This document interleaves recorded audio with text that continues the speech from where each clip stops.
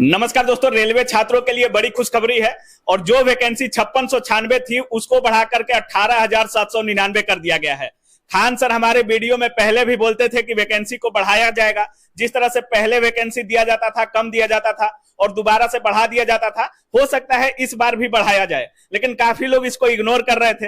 अब वैकेंसी बढ़ गया है तो खान सर के चेहरे पर भी खुशी आप लोग देख सकते हैं। सबसे पहले सर स्वागत है आपका। धन्यवाद। और खुशी की बात है तो जब एक विद्यार्थियों का सपना पूरा होता है तो हर शिक्षक को खुशी होती है। माँ बाप और शिक्षक क्या चाहते हैं, बड़ा तकलीफ से बच्चे आते हैं पढ़ने के लिए।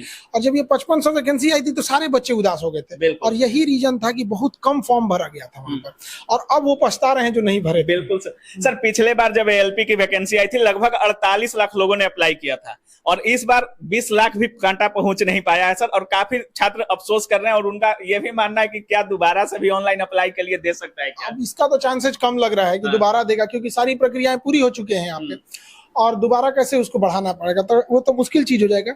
लेकिन आपको याद होगा, हम आप ही के चैनल पे बोले थे जनवरी में कि वैकेंसी बढ़ाएगा। उस समय हमारी एक दिल्ली में बहुत हायर रैंक के अधिकारी से बात हो रही थी, तो उन्होंने हमें बोला था कि सर जो प्रोसीजर होता है उसे अगर हम लोग फॉलो नहीं करेंगे तो फिर अगर कोई कोर्ट केस कर देगा ना तो पूरी वैकेंसी खत्म कर देगा। तो हम आपके कहने पे या बच्चों के दबाव में आके उस प्रोसीजर को हम तो हर हाल में फॉलो करेंगे।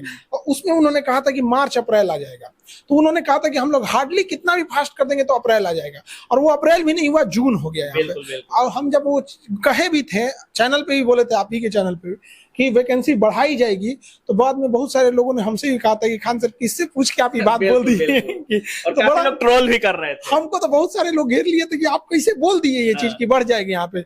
और स्टूडेंट सब भी कहते कि खान सर आप कैसे बोल दिए यहाँ पे बढ़ना के लिए, आप तो बोल दिए यहाँ पे। लेकिन हाँ, ये चीज है कि अगर उसी समय बढ़ जाता तो जाहिर सी बात है कि और भी बच्चे इसमें फॉर्म भरते, तो मतलब क्या है कि सिलेक्शन का और कंपटीशन टफ होता, डिपार्टमेंट को और बेहतर स्टूडेंट मिलते हैं। बिल्कुल सर, जेई की भी लगभग एक नोटिस वायरल हो रही है और एक वायरल हो रहा है सर टेक्नीशियन को लेकर। टेक्नीशियन को लेकर भी लोग कह रहे हैं कि 9000 सीट को बढ़ाकर लगभग 31,000 किया जा रहा है और जेई में भी लगभग 8000 सीट देखने को मिल रहा है। सर क्या वैकेंसी उसमें भी बढ़ेगी सर? उसमें भी बढ़ने की आशंका है और उसमें भी मतलब बहुत ज्यादा चांसेस है कि उसमें भी बढ़ेगा। एग्जैक्ट फिगर तो आप पहले नहीं प्रेडिक्ट कर सकते हैं, लेकिन उसमें भी इसी रेशियो में बढ़ेगा। अब समझदार के लिए इशारा काफी होता है, इसी रेशियो में बढ़ेगा। अब कुछ होता है कि इंसान के ऊपर चैलेंज होता है। अब आप जैसे लोग हैं, जैसे मान के चलिए मीडिया में, तो इसका मतलब ये नहीं हुआ कि अगर आपको कोई चीज गुप्त चीजें मिलती हैं या ऐसे सेंसिटिव चीज मिलती है तो उसको हल्ला कर दीजिएगा ये हो गया। हाँ, जिम्मेदार है तो थोड़ा इशारा काफी है, और स्टूडेंट इतने समझदार है, सब समझदार सर इशारा कर रहे हैं, मतलब बात कुछ दम है। सर ग्रुप डी भी आना है सर, एनटीपीसी भी आना है। तो नॉन टेक्निकल पोस्ट उसमें वो थोड़ा सा लंबा प्रोसेस में है, वो तो इसके बाद वाले प्रोसेस में है वहाँ पे, तो वो भी जैसे ही वैकेंसी बढ़ा है लोग अनुमान लगा रहे हैं कि 50,000 प्लस ग्रुप डी की भी आएगी। हाँ, उसमें भी अब आते रहेगा वहाँ पे, अब तो ये तो सिलसिला चलते रहेगा। जब आया था तो सर आप लोग जब मीटिंग में जा रहे थे तो अधिकारी कह रहे थे कि सीट है ही नहीं, 5696 से कैसे बढ़ाए हम लोग, कोई सीट नहीं है। हर लेवल के अधिकारी का अपना एक रोल होता है। अब जैसे आप दानापुर डिवीजन के अधिकारी से आप पूछिएगा, सपोज कि दानापुर डिवीजन में कोई वैकेंसी 200 ही है, तो कैसे कह सकता है कि 10,000 की वैकेंसी आएगी? हो सकता है कि साउथ इंडिया के किसी डिवीजन में ज्यादा वैकेंसी हो। तो हर अधिकारी को अपना डिवीजन, अपना जोन ही पता होता है। तो हम लोग पटना में बैठ के कितने डिवीजन को, रेलवे मिनिस्ट्री को तो नहीं देख सकते हैं। हालांकि हम लोग ने वहां से कोशिश किया था, कई लोगों ने बताया था कि बढ़ेगा, और स्टूडेंट को ओवरऑल में आज का जो सिनेरियो चल रहा है कि उसी को जॉब मिलेगा जो पहले से तैयार बैठा है। अब किसी भी वैकेंसी में तैयारी करने के, कब आ जाएगी वैकेंसी, कब एग्जाम लेके खत्म कर देगा। वो तो बिहार पुलिस और यूपी पुलिस का पेपर लीक हो गया तो उनको एक्स्ट्रा तैयारी करने का टाइम मिल गया, नहीं तो उन लोगों को भी वही किया था। अब क्या लगता है कि तैयारी जो छात्र अप्लाई किए हैं, तैयारी थोड़ा कम करना पड़ेगा या कट ऑफ कुछ कम रह सकता है क्योंकि सीटें बढ़ गई हैं? सर ऐसा नहीं कह सकते कि विद्यार्थियों को पढ़ाई कम करना पड़ेगा, लेकिन हाँ, मिड टर्म में सीट बढ़ने से ये फायदा होगा कि उनको उतने बड़े विद्यार्थियों का सामना नहीं करना पड़ेगा। लेकिन एक इससे सबसे बड़ा फायदा ये होगा कि एग्जाम डेट्स जो बहुत ज्यादा एक्सटेंड करते थे, फिर वो नॉर्मलाइजेशन का मैटर आता था, और कौन सा ग्रेस मार्क कैसे देगा वो किसी को नहीं पता चलता था, वो इसमें थोड़ा कम होगा। क्योंकि बच्चे कम भरे हैं तो ऑल ओवर इंडिया में उसका सेंटर जाता है, तो मुश्किल से मुश्किल 10-12 टर्म में ले लेगा उसको। सर जून और जुलाई में बोला गया था कि एग्जाम भी हो जाएगा एलपी का, अब सीटें जून में बढ़ाई गई हैं सर। पहले से बता रहे थे कि इतना जने हो, तो कुछ चीजें होती हैं जिसको टालने के लिए बोला जाता है। अच्छा। इतना आप कैसे कह सकते हैं कि मतलब सेंटर खाली होगा? आप देखिए अगस्त में कोई सेंटर खाली नहीं है, तो कई बार गवर्नमेंट और रेलवे का भी अपना प्रॉब्लम होता है कि वो जबरदस्ती किसी के घर में घुस के एग्जाम सेंटर तो नहीं बना सकता है।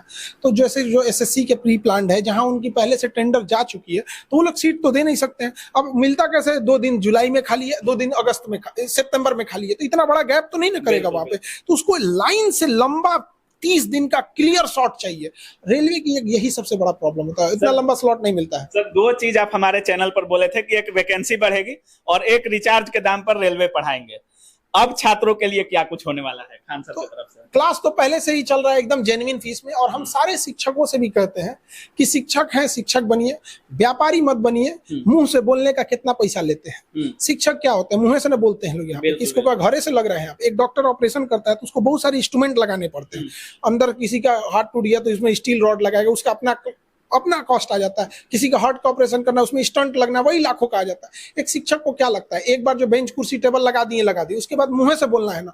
तो शिक्षक को हमेशा सोचना चाहिए कि किसी की मजबूरी का फायदा मत उठाइए। बेहतर है उसे मिनिमम आपका जो संस्था चल सकता है उसी में रख के, और कम से कम फी में बच्चों को पढ़ाना चाहिए। और आप लोगों से भी कहते हैं कि थोड़ा आप लोग भी इस मुहिम में आइए, क्योंकि हम लोग गरीब को ऐसे नहीं छोड़ सकते हैं, उसे शिक्षा से वंचित नहीं रख सकते हैं। सर अब छात्रों को करना क्या चाहिए? क्योंकि जो आप बोलते हैं सर फॉलो जरूर करते हैं छात्र, और रेलवे के छात्र तो खास कर सर, क्या कुछ करना चाहिए? करने के लिए क्या है, उनको जो पढ़ाई कर रहे हैं उसमें रिवीजन करते रहना चाहिए। एक गलती कभी नहीं करना चाहिए। लगातार पढ़ते जा रहे हैं, पीछे का भूलते जा रहे हैं। कम ही पढ़ो, बट इतना ध्यान रखो उससे टॉपिक को रिवीजन करने की जरूरत नहीं पड़े। और दूसरा, हमेशा कोई भी एग्जाम का विद्यार्थी हो, वो गलती एक क्या करता है, अगर उसको वो सवाल आ रहा है, वो टॉपिक आ रहा है, तो वो उसके स्टैंडर्ड से आ रहा है, उसको हमेशा उस टॉपिक को प्रीवियस ईयर के लेवल से मिलाना चाहिए कि तुम्हारी तैयारी एग्जाम के स्टैंडर्ड का है कि नहीं है। पढ़ लेना कोई बहादुरी नहीं होती। तो सबको पता है अकबर बाबर बीरबल, फिर भी फेल कैसे हो जाते हैं? मतलब प्रीवियस ईयर पर उसके हिसाब से प्रीवियस ईयर का सबसे बड़ा फायदा क्या होता है ना, कि एग्जाम का स्टैंडर्ड समझ में आता है।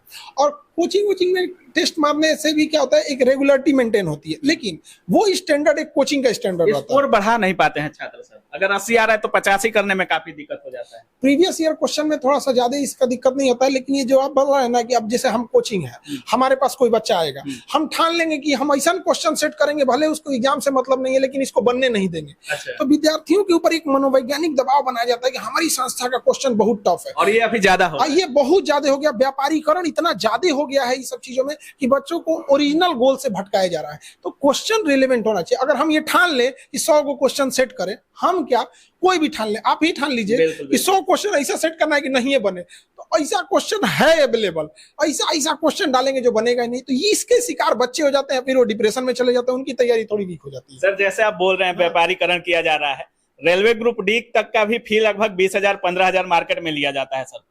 और आप कोई भी एग्जाम हो, चाहे यूपीएससी हो, बीपीएससी हो, या जो भी एग्जाम हो, फी काफी कम रखते हैं सर।